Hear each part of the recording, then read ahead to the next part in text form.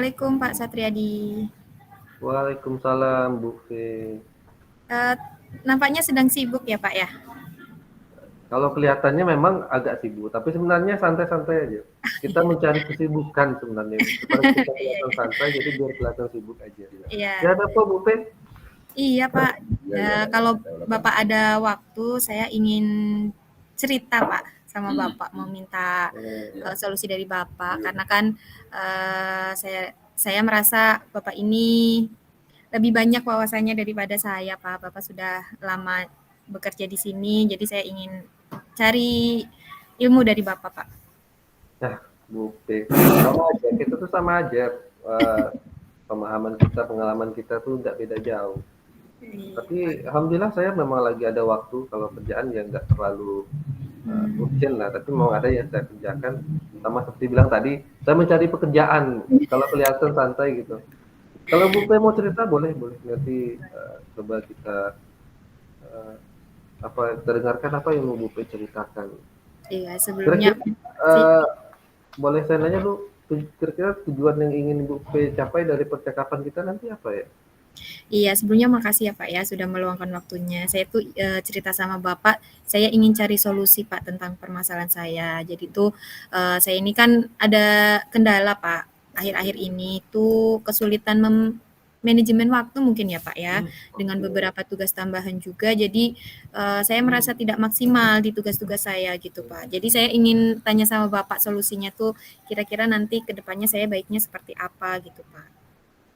Berarti yang Bu Pe harapkan adalah nanti Bu Pe menemukan solusi bagaimana cara manajemen waktu ya dengan banyaknya tugas tambahan gitu. Iya, Supaya tugasnya yang lain juga maksimal ya. iya. Eh, Boleh deh, boleh cerita dari Bu Pe ceritakan dulu. Apa sih masalah kendalanya Bu Pe? Iya, Pak. Ya seperti Bapak tahu ya, Pak, ya. Ya, kita kan tugas utamanya itu sebagai guru ya, Pak. Iya betul. Kebetulan untuk saat ini saya sedang mengikuti CGP Mm-mm. dengan ada beberapa tugas dari kegiatan CGP itu. Kemudian Bapak tahu juga saya punya beberapa tugas tambahan, Pak, seperti koordinator P5, kemudian pembina ekstrakurikuler, seperti itu, Pak. Nah, kemudian ada juga kegiatan keamanan pangan, Pak, di mana saya sebagai di situ sebagai kadernya, kader seniornya dan termasuk yang punya andil utamalah di situ, andil penting di situ gitu, Pak. Oh, banyak ya Bu Pe tugas tambahannya.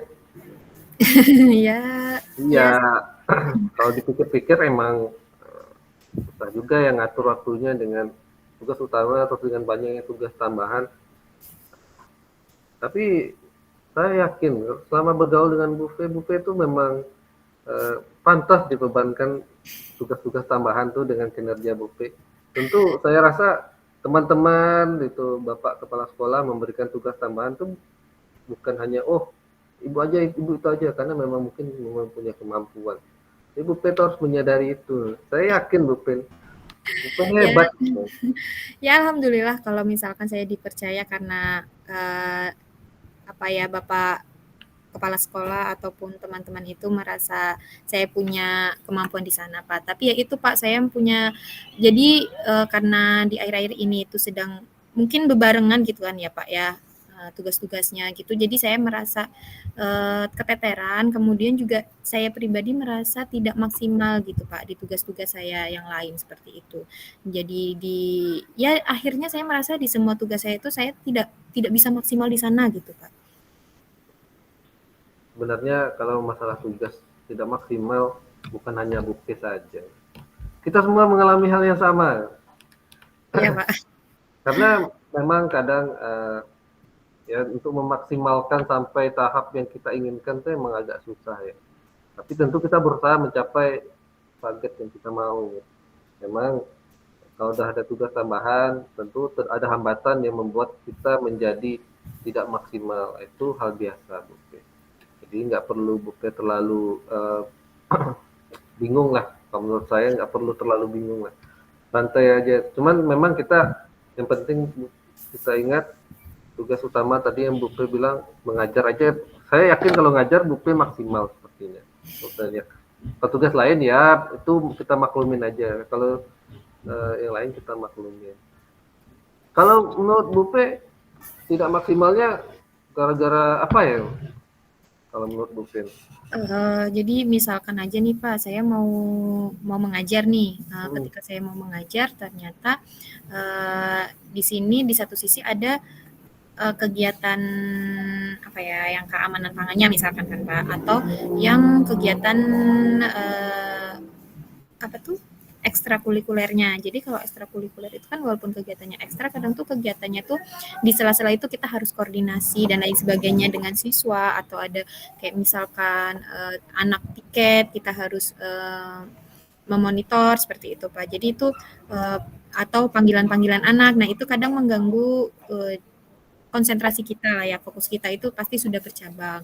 Misalkan saja saya ingin maksimal di kegiatan aja, nanti ada kegiatan keamanan pangan harus pergi ke luar kota dan lain sebagainya. Nah itu Pak. Dan juga Kalau tugas-tugas, ya Pak. lanjut dulu Bu P. Lanjut. Ya, kemudian tugas-tugas guru penggerak gitu kan Pak. Itu juga ya ya sedikit banyak pasti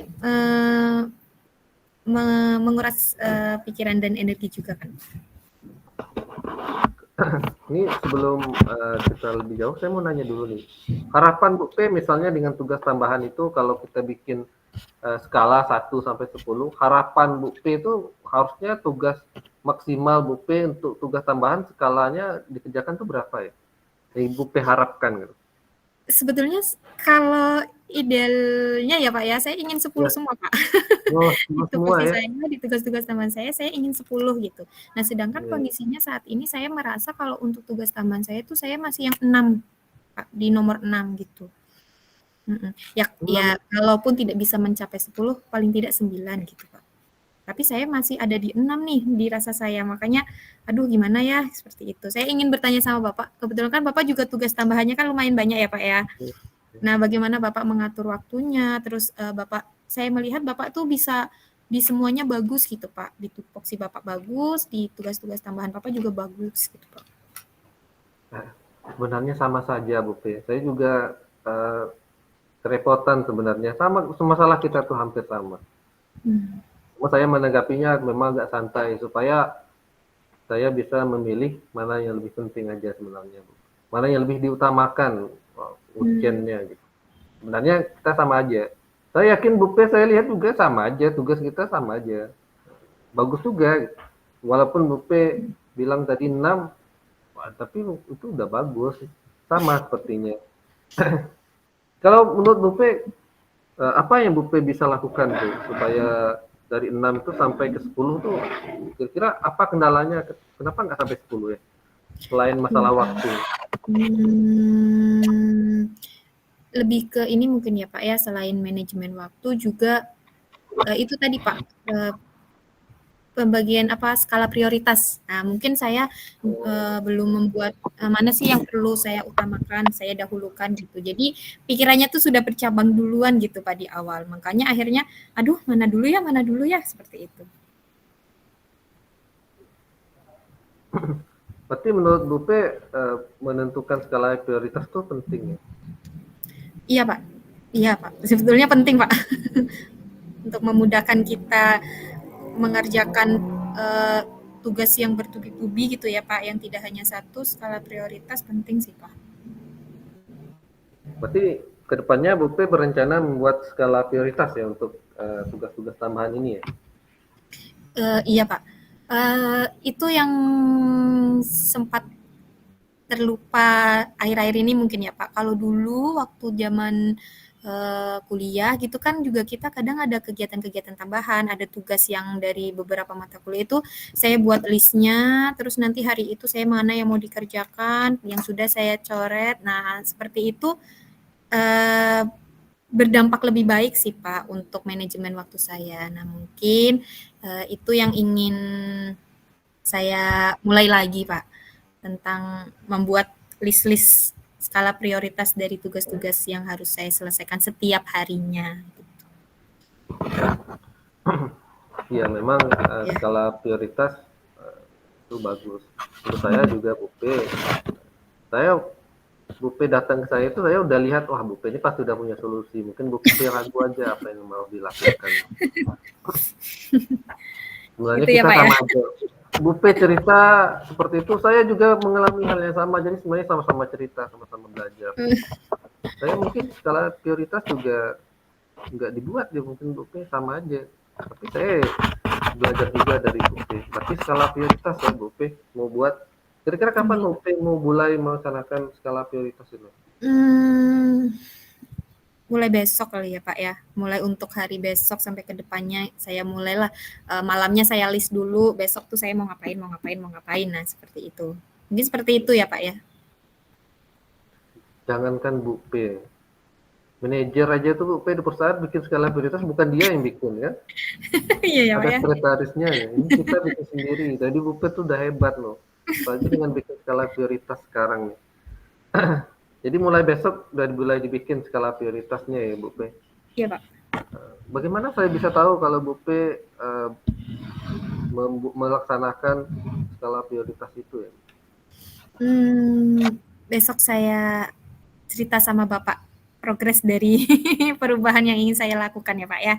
Semoga apa yang saya rencanakan bisa saya laksanakan dengan baik, kemudian bisa berdampak lebih baik kepada kinerja saya untuk semuanya. Nah, jadi ketika saya cerita sama Bapak udah cerita yang indah-indah saja ya Pak ya. Berarti ceritanya sudah, ini Pak ini udah saya laksanakan, ternyata hari ini punya prioritas tuh ini saya kerjakan gitu ya Bu P ya mungkin ya. Iya, Uh, iya Pak saya bisa. malam tadi mikir Pak prioritasnya ini Pak. Tadi sudah saya kerjakan, ternyata memang ini yang harus didahulukan dan Iya, ini yang mungkin seperti itu ya Bu P ya, apa ya, untuk pertanggungjawabannya rencananya. iya Pak. Makasih Ada Bapak. yang bisa dibantu lagi Bu P selain ini misalnya? Dibantu ini saja Pak nanti support dari Iya. Bapak, motivasi dari Bapak, kemudian sering-sering diingatkan Pak.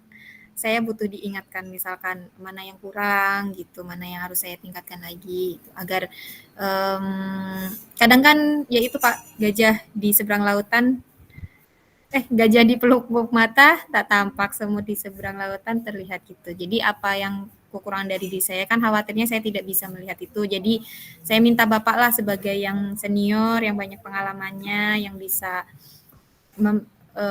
mengamati saya Pak. Nanti minta masukannya setiap harinya Pak, diingatkan gitu. Mungkin itu ya Bu P yang bisa saya bantu. Maaf ya Bu P, mungkin cuma itu yang bisa saya bantu Bu P. Saya sudah, Tapi terima kasih. mudah-mudahan Bu P bisa terbantu dengan itu. Iya, Saya terima juga kasih Pak. saya juga merasa mendapat pengalaman dengan Bu P bercerita. Iya. Saya juga mengalami masalah yang sama. Mungkin lain kali saya datang ke Bu P cerita ya Bu P. Iya Pak.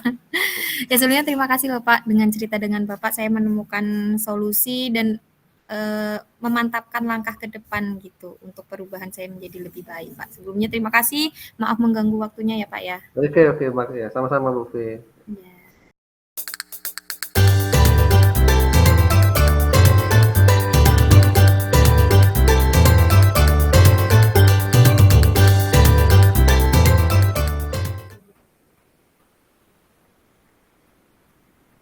Selamat siang Bu P. Selamat siang Pak Satriadi. Nampaknya sedang ini ya Pak, sedang senang sekali atau sedang gundah gelana itu Pak?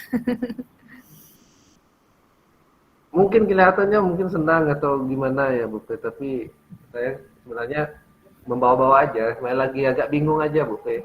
Ada Kenapa tuh? beberapa masalah di kelas tuh agak bingung aja. Bu P ada Oh, waktu nggak ya buat cerita ya? ada Pak. Ya kebetulan saya sedang tidak ada kelas, kemudian ini baru selesai menyelesaikan soal untuk ujian besok Pak. Jadi kalau Bapak mau cerita, boleh Pak silakan duduk aja di sini Pak. Makasih Bu P sebelumnya waktunya. Iya Pak. Ini saya mau cerita sebenarnya Bu P. Mm-hmm. Saya kan ngajar di kelas 7 kan. Ya. Saya ini masuk ke materi teks prosedur kan. Ya.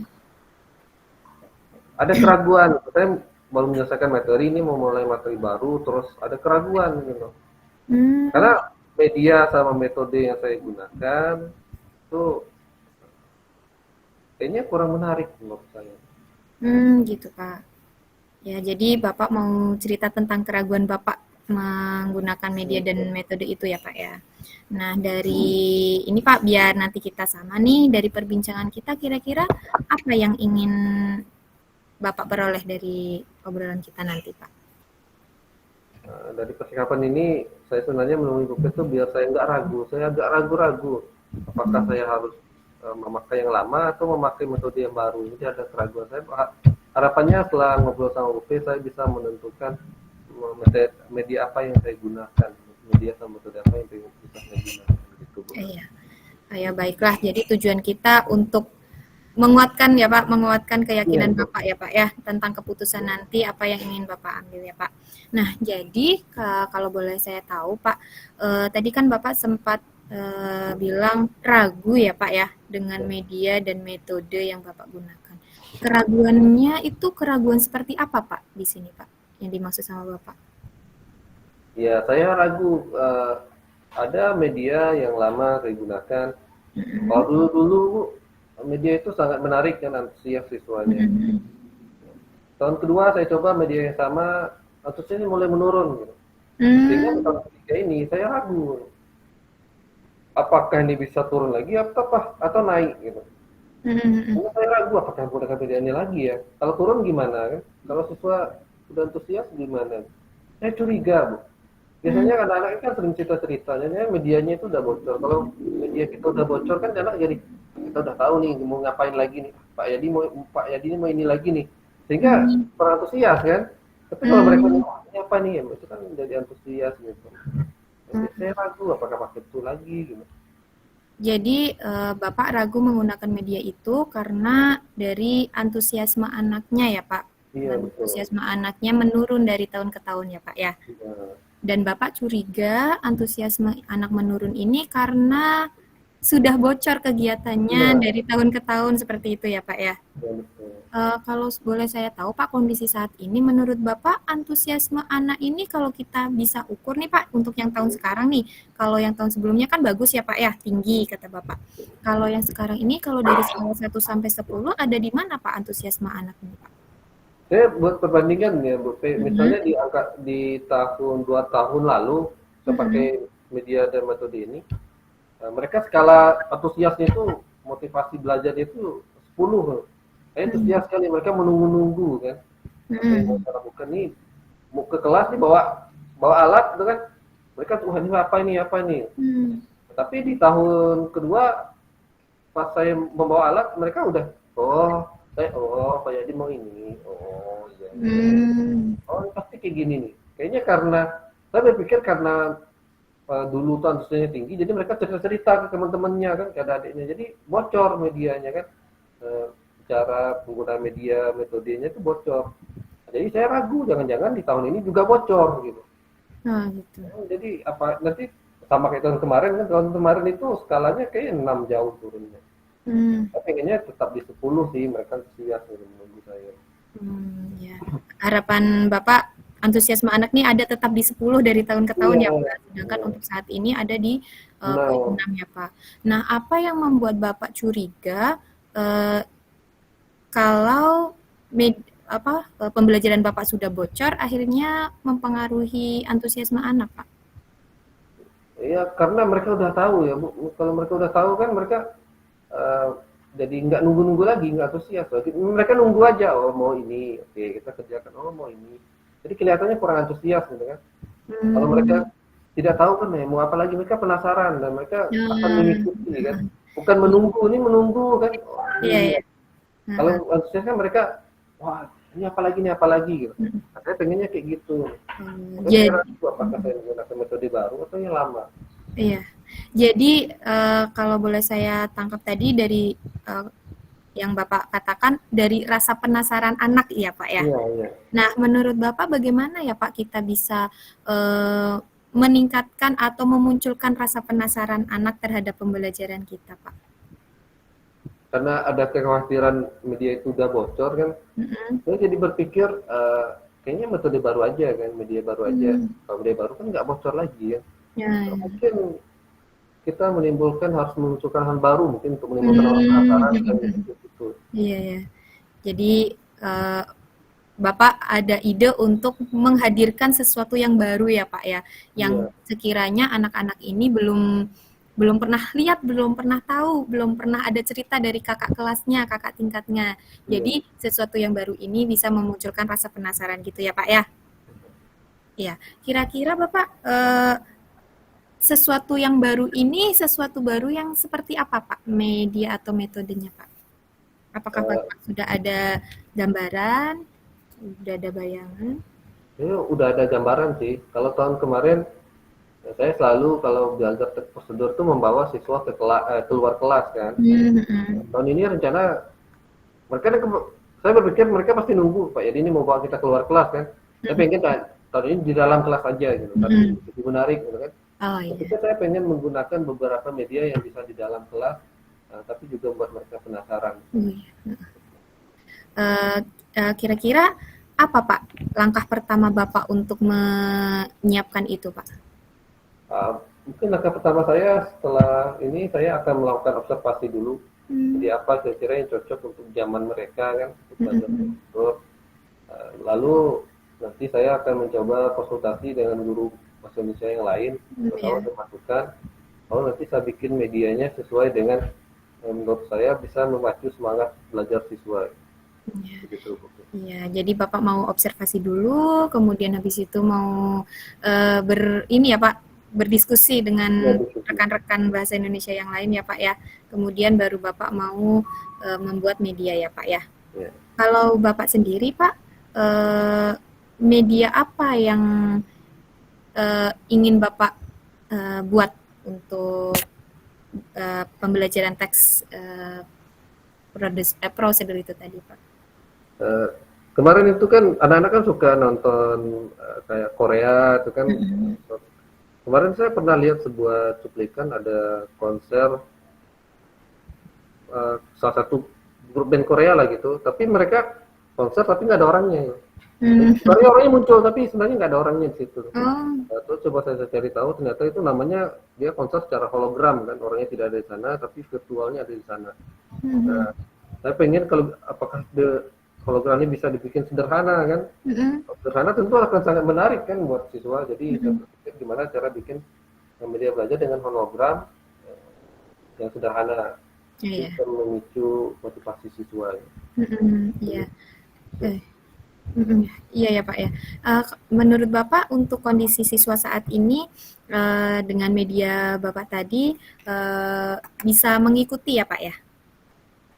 Untuk Sepertinya bisa loh, karena itu udah memang zaman mereka ya, kayaknya kalau mhm. menggunakan teknologi, apalagi itu kayaknya teknologi yang di atas mereka dikit, kayaknya mereka Mhm. penasaran nih hal baru kayaknya. Iya. Bahkan buat saya aja kemarin tuh hal baru loh, kok bisa ya gimana. Mmm. Jadi, saya coba cari, memang ada cara bikin hologram sederhana, karena saya pengen praktekkan sama Mhm. siswa. Iya iya. Iya, Pak. Untuk itu, Pak, kira-kira apa saja yang Bapak butuhkan? Mungkin dukungan dari kami nih, teman-teman Bapak, atau dari sekolah, atau dari Bapak sendiri, apa yang kira-kira Bapak butuhkan agar rencana Bapak ini bisa terlaksana dengan baik, Pak?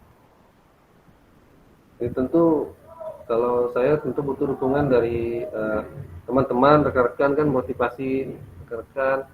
Saya juga butuh misalnya jaringan internet untuk mencari materi yang baru. Mungkin itu yang saya Hmm. butuhkan. Hmm. Ya, Pak. Ya, kalau sejauh ini dari pihak sekolah sangat mensupport kita ya, Pak ya, sebagai guru ya, Pak Iya, ya. ya alhamdulillah itulah alhamdulillah sekali sekolah mensupport kita sekali. Iya, iya. Lagi dengan ada hal baru kan mereka support sekali. Oke oke semangat. Iya, iya. Teman-teman juga kayaknya kalau ada kegiatan kita minta bantu mereka juga sigap kayaknya. Iya, alhamdulillah teman-teman kita baik-baik ya, Pak ya. Iya. Saya juga merasa sangat bersyukur Pak di lingkungan kerja kita ini, Pak. Teman-teman kita saling membantu. Ya Pak, jadi Bapak rencana awal tadi ingin mengobservasi dulu ya Pak. Kira-kira Iya, iya. kapan Bapak mau melakukan itu Pak? Untuk langkah pertama Bapak tadi. Observasi mungkin setelah ini saya kan langsung observasi kan kebetulan Hmm. nanti juga jam ajar nggak ada kan lagi kosong. Kita langsung observasi nanti kalau sempat kalau ada teman guru-guru kalau bisa langsung setelah observasi langsung diskusi sama guru langsung kalau nggak bisa paling besok. Oh iya. Ya Pak, semoga apa yang Bapak niatkan, apa yang akan Bapak lakukan itu bisa terlaksana dengan baik ya Pak. Dan juga semoga dari setelah ini Bapak bisa langsung apa ya, bisa mempunyai keyakinan untuk kedepannya mau seperti apa ya Pak ya. Ya. Oke, Gimana Pak? makasih Bu Pe hari ini. Saya merasa sedikit lega ya. Tadi sebenarnya agak berat terbeban pikiran, tapi setelah ini saya akhirnya menentukan Bu Pe membuat media baru ya, kayaknya media baru. Saya mahasiswa jadi bersemangat. Sekali lagi makasih Bu Pe. Saya udah menyita waktu Bu Pe nih. Enggak Pak, lagi kosong kebetulan Pak. Jadi sangat senggang ini waktunya. Ya Pak, ya mohon maaf Pak jika dari perbincangan kita tidak banyak solusi yang bisa Bapak ambil, tapi semoga membantu ya Pak ya. Alhamdulillah semuanya kayaknya tadi sangat membantu membuka pemikiran saya. Jadi saya ucapkan terima kasih Bu Pe. Iya Pak. Ya Bu Pe, mungkin saya pamit dulu ya Bu Pe. Iya Pak, iya Pak, silakan Terima kasih Pak. sekali lagi Bu Pe. Iya, Assalamualaikum. Waalaikumsalam warahmatullahi